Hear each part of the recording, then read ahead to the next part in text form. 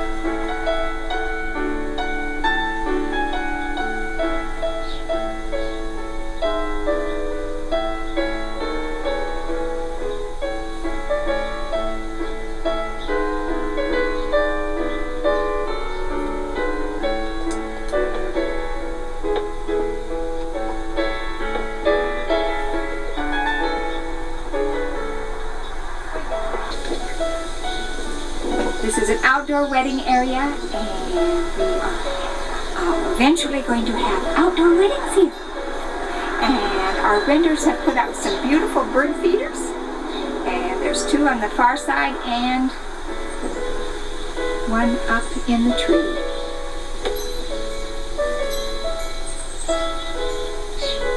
And the birds have loved them. We've had wild canaries, cedar waxwings, scarlet tanagers, just everyone is enjoying the bird feeders.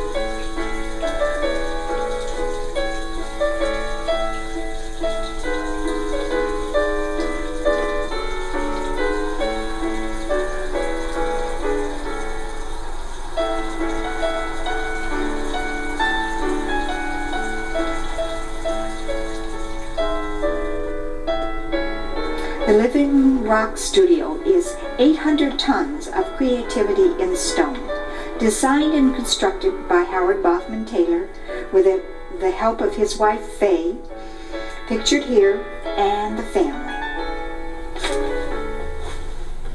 We do a semi-guided tour, approximately a half an hour. Rock people do stay longer, and we start out most of the time with the fossils, and they're up in the far corner above the Canadian goose. The Canadian goose is one of the 100 oil paintings throughout the studio. We have 73 hanging on the walls, and then there is 40 in 2 notebooks below the organ upstairs. These were done by Daddy before he did the rock pictures. We will also be showing you the rock pictures, which are thin slabs of rock laminated to a sheet of glass to form the Bible pictures.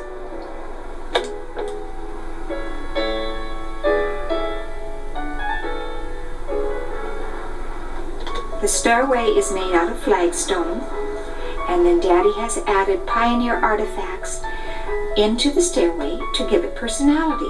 We have a wagon wheel, old kettles, a grindstone, an axe, a flat iron, a stove lid. And then my sister has added to the studio fiber art, and this is one of her tide pools.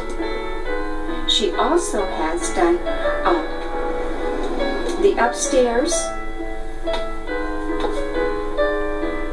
canopy is hand painted. There's 450 square feet of hand painting on our ceiling.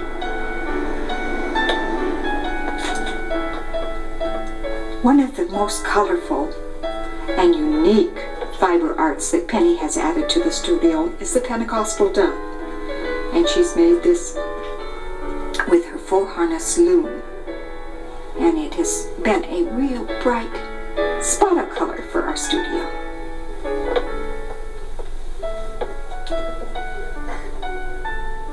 Daddy added Indian artifacts to his design of the studio, using the obsidian around them to give the feeling of the arrowheads that are chipped out of the obsidian. And then he's added a pedestal and bowl here given to him by an Indian lady. Our prized Indian artifact is the pedestal found in the backyard, which is displayed here between pieces of Indian bowls and obsidian.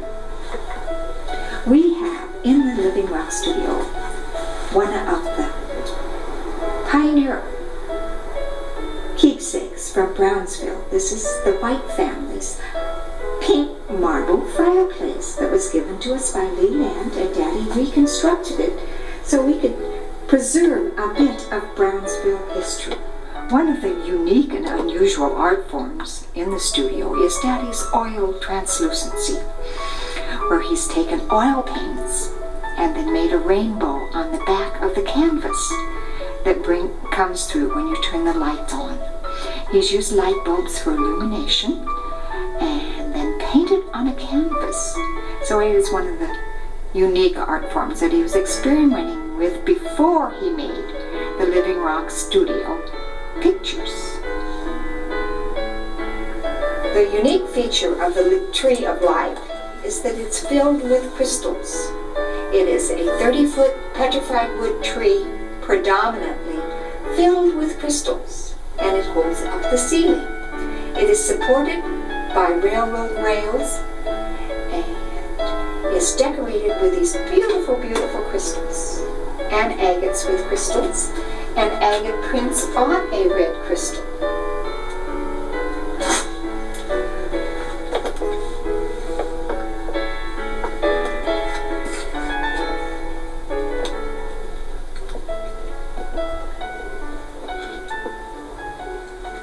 A fun thing we do for the children is have 12 Bible verses for them to find on a guided tour. The Living Rock pictures are thin slices of translucent rock laminated onto a sheet of glass. First two are on both sides of the glass, up to 2 light bulbs for illumination. Daddy used natural color and contrast found in the different rocks for each picture. Moses and the burning bush, agates and black obsidian was used mostly in this picture.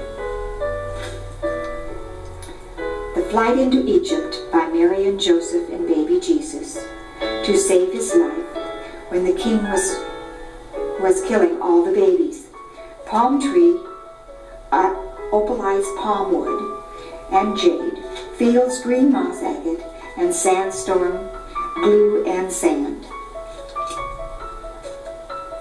Star of Bethlehem, angel telling the shepherd Jesus is born. Saginite agate makes bushes, crystal streamers from the star. Lamp made of rock, red opalized wood on front side, next 2 sides, moss agate, then obsidian around the agate butterfly. Daddy's first picture, constructed, is a cross of opalized wood with moss agate to form a skull at the base and saginite agate for grass clumps on its top, moss agate used for the bushes. Jesus kneeling in the Garden of Gethsemane before he was crucified on the cross for our sins. Altar fire of Elijah, when God brought down fire from heaven and burned up the sacrifices and the dust and the water, made with red and orange agate to form an extra special fire. Joseph, second ruler in Egypt, raised up by God to save his people. Horses are marble, pillars Oregon jade, chariots opalized wood, black paint used for the faces. We are Oregon pioneers, not Brownsville ones. Daddy's family came over in the Hazelton wagon train in 1852 from Missouri. The chair and muzzleloader gun came with them. This is our sales office for the leftover building rocks. We have petrified wood, agates, also obsidian, jasper, and then on the wall is pictures made out of obsidian and man-made glass. And then the bird feather pictures were donated by Bob Weibel. And they're my contribution to the studio, is the floral things that you'll see.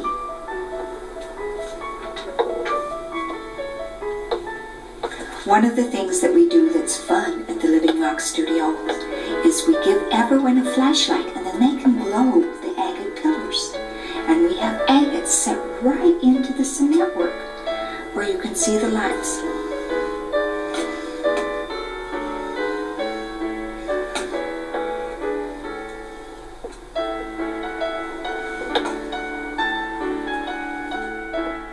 As we go up the ramp, Taste Your Choice coffee jars are cemented into the wall to form small view windows for crystals and other things. The jars were donated by friends and family in Brownsville.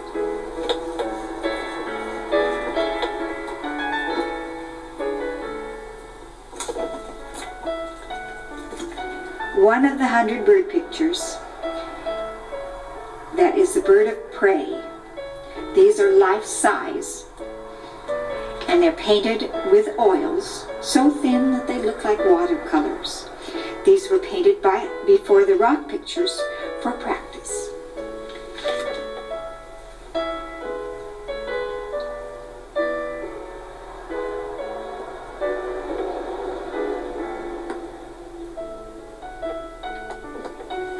One of the newest features at the Living Rock Studio is our beautiful agate cross, illuminated at night to give us a Christian witness.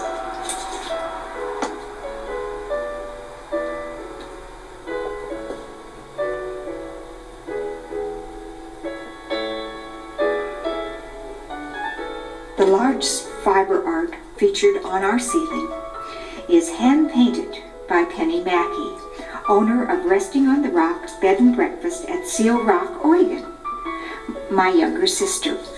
We are a Living Rock trust.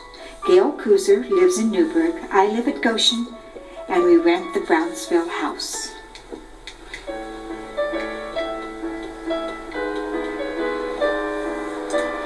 "450 square feet of material and 5.5 gallons of paint.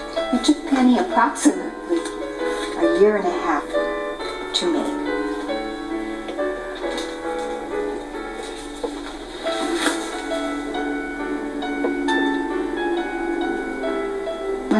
He placed both common and botanical names on them. All have a movable part, but the mermaid and the Boy Scout logo.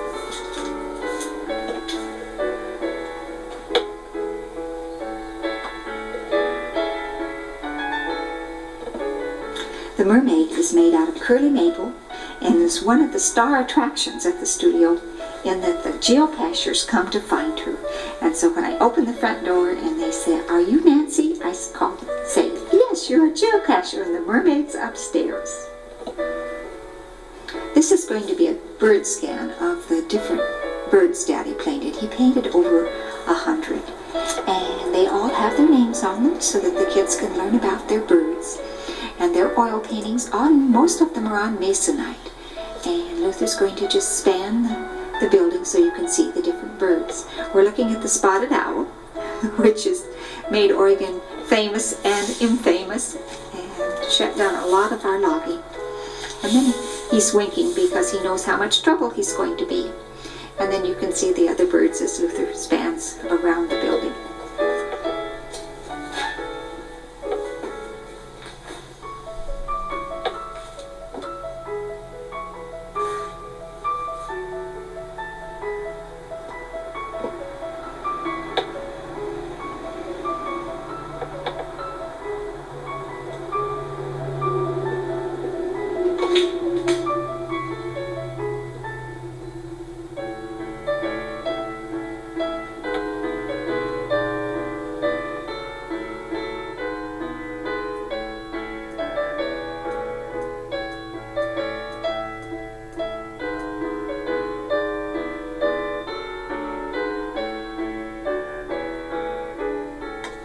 This case is of Mother and Daddy's memorabilia. This is Mother and Daddy's wedding picture. Mother's graduation from high school picture. And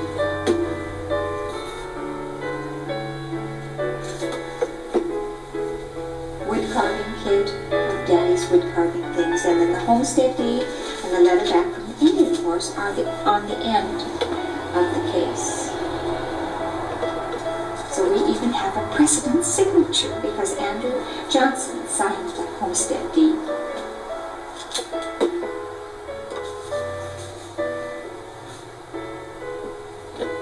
These are two patio doors with the leftover slabs of the pictures downstairs. They are the different kinds of agate. We've got Brazilian agate, adventurine from India, many local rocks, the fluorites, and they're from Nevada. So we have all kinds of pretty rocks represented in this display.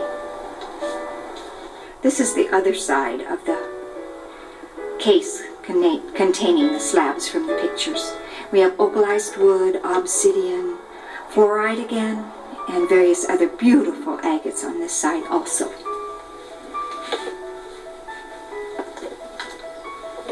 This is the Oregon logging book, and it's made out of 32 pages. And Daddy painted the pictures, he wrote about each one, and then he fixed it so that it would revolve in an oval.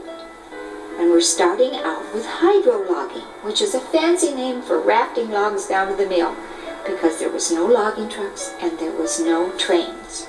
They're making them into rafts. They are jacking the logs up and rolling them in the river to make the rafts to float down to the mill. When they got back a ways from the river, then they took 3 logs and made a chute, and then they shoot the logs down so fast. Sometimes they catch on fire, but we're just smoking today. And we like to read this part of this particular story because it's cute. One chute, which my dad surveyed, dove under a county road. They thought this was dangerous as some of the logs flew over the road, so they put up a sign. In the early days, they used oxen for logging, and these oxen are pulling a log through a tunnel on the lower Columbia River. They also logged with horses in the early days, and this picture depicts them pulling a stump, building a logging road. We rather surveyed through this tree, and it's an incense cedar seed that's fallen on an old dead tree. Roots that went on either side down into the ground, and then the old dead tree has rotted away, leaving a natural arch. And this was in the Cottage Grove area, and then they cut the tree down and took it out on the railroad when they built it. In the early days, they used oxen for logging, and they needed shoes because the roads were gravel. And this is an actual picture in the Tillamook paper that Daddy's stepsister sent to him so he could paint the actual shoeing of an oxen. The sluice dam was built to catch the logs and and wait till the floodwaters lifted them up to the top of the dam, and then they pulled the gates like this picture shows, or sometimes they blasted it out of the way, but it was a way of getting logs down to the mill. Locomotive was built in Portland as the Willamette, and you can see one stationary in the park in Vernonia and ride on one at Point Defiance Park up in Tacoma. Whole railroad. This is when they come down the hill without an engine, and this guy didn't even get rails. And the twig in his hand is a piece of yew wood that is used for his brake. And we had one visitor that actually got to do this as a boy, and he said it was just as scary as it looks. Sometimes the big logs were taken out, not by engines, but by horses. And this picture depicts a farmer coming in with his horses and taking out some big logs, probably to take home for shake bowls, so he could make shakes or firewood, because they didn't use them as much in the mills because the saws weren't that big. This little engine was made in a blacksmith shop over at Coos Bay at the coast. And this shows it bringing in some big logs. The locomotive in this picture is also made out of wood and is a wood burner. As you can see, the steam that's coming out of the top of it.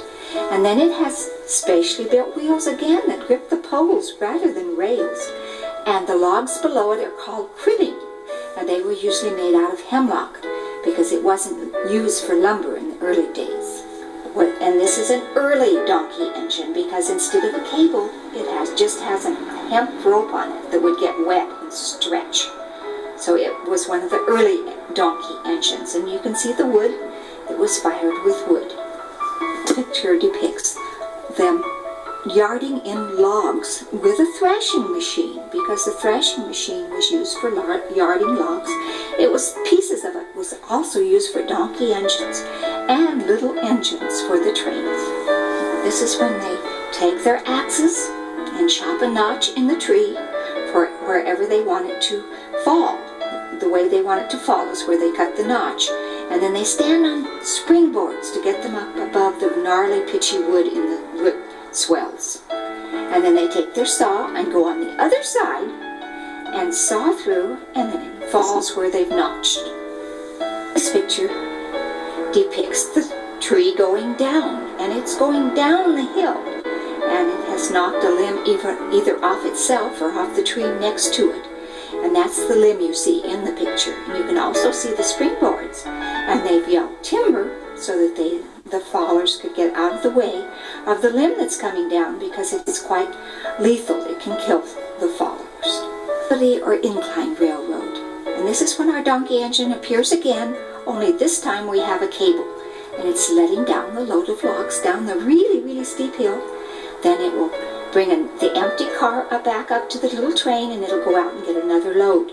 And this is how they got up and down really, really steep hills in the steep grades in the hills. Locomotive skidding. This didn't happen very often in Oregon, but it did happen, so Daddy did paint the picture of it.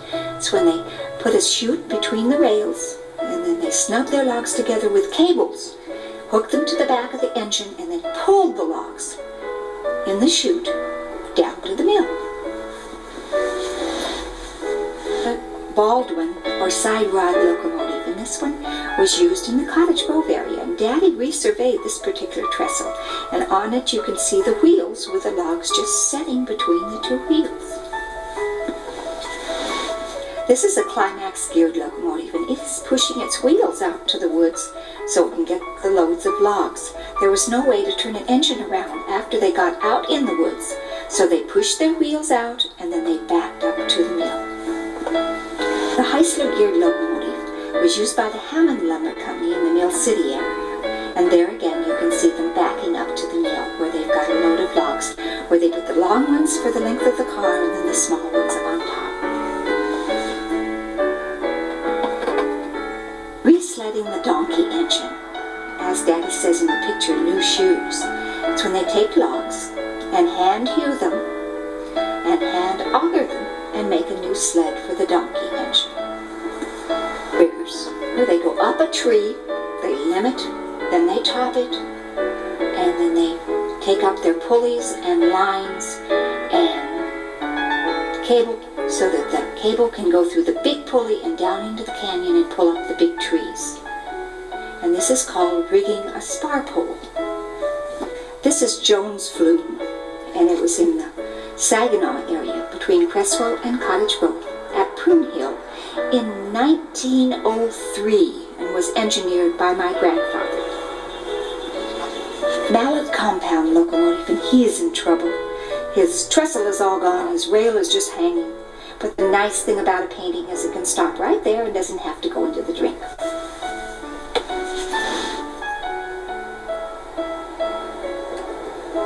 Heavy duty saddle tank laps over the motor, warms the water and makes steam faster. Also made the engine extra heavy and spread the rails so it didn't last long in Oregon. But this is our mother and I's favorite picture because of the snow and the fall leaves. That picks up the logs and yards the logs in, all in the same piece of equipment. So we're more modern now. And now they do it with trucks that have a spar pole on the top of those. A genuine sky hook, and this is Bohemia's balloon, where they were using it for logging, and they were lifting up the logs and bringing them into the landing. And now they do it with helicopters. But Daddy didn't paint a helicopter because he said he knew everyone had seen a helicopter. So this ends our logging book with a picture of more modern logging.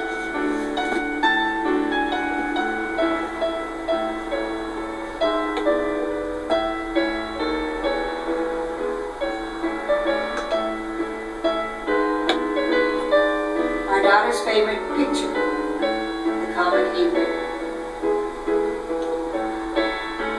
This is Daddy's special rocks that he put in this case. He put his sagenites, that was his very favorite, his little wooden owls, and picture rocks, and tube agates, and just all kinds of lovely rocks in this particular case. And then we have two other nice cases also. This case is featured the fluorite cubes, the big purple cubes that look like purple cubes of jello, but they are really rock. And then the amethyst is the other pretty purple. And then fossils, and we have all kinds of unique and unusual fossils in this shelf. And then the next shelf is petrified wood, and there's wormholes in our petrified wood. And then the bottom one is Lot's wife, is one of the two stone carvings, and this is Lot's wife turned to a pillar of salt, and then below her is one of our local agates. And it is a really good size local agate. His other stone carving is the Pioneer Mother, and she's nestled here in a grotto of stonework.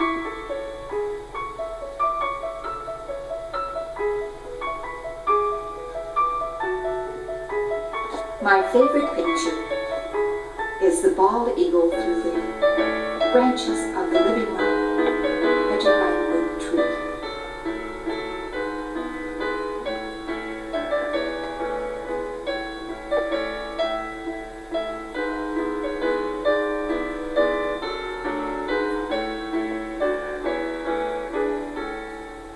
Daddy's sister Agnes painted the picture of the family homestead in the bottom of the Cottage Grove Lake. And this is the snow picture that you see before you. From the family homestead, we have the round table and also the pump organ.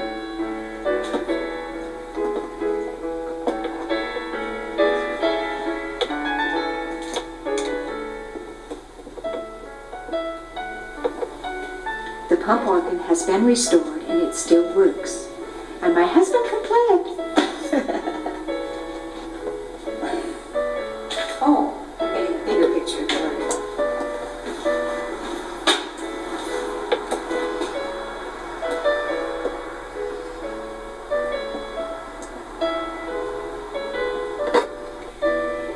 Daddy's rock and mineral collection are around 100 different rocks that are classified. You can tell where they came from, and they've come from all over the world. A lot of them, though, have come from Oregon. And he also has Indian artifacts and fossils, just all kinds of fun things.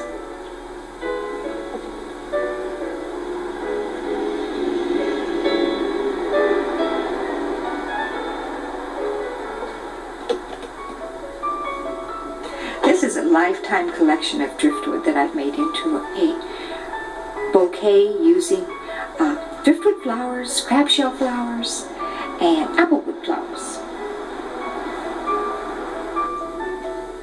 Another panoramic view of the studios as Luther scans the birds. This is from the far side of the studio, looking all the way across. You see the organ again, and the tree in the center. Supported with railroad rails and the 4 big limbs. Daddy had buckets and buckets and buckets of leftover building rocks, so we're gradually putting little pricey tags on them and offering them for sale. And these are some of the rocks that we have for sale.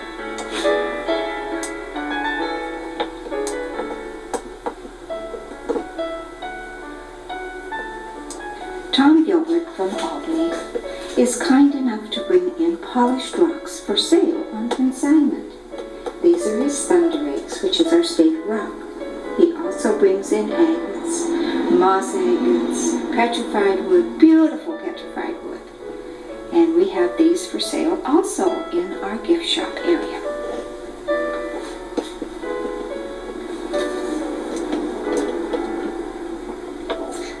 Tom's prettiest rocks that he brings in is the petrified wood, and this is a good representation in this cabinet of different pieces that he brings in that are polished. We have thin slabs like these, or there's bigger pieces that are just heels where he's just polished one end of the piece of wood.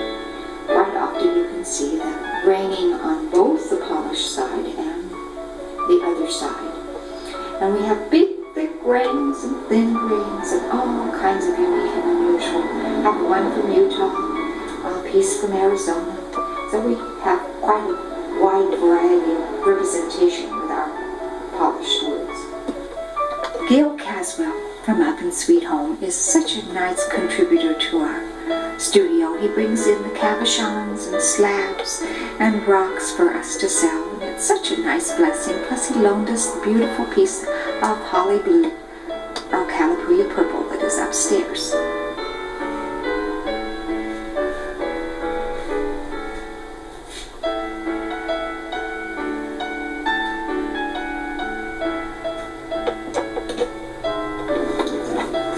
Luther is doing a panoramic view of the gift shop here, where you're seeing the different cases and display items. We're going to end up with the last picture will be his new cross that he's made for the window. It's an agate cross lighted with the tube lights.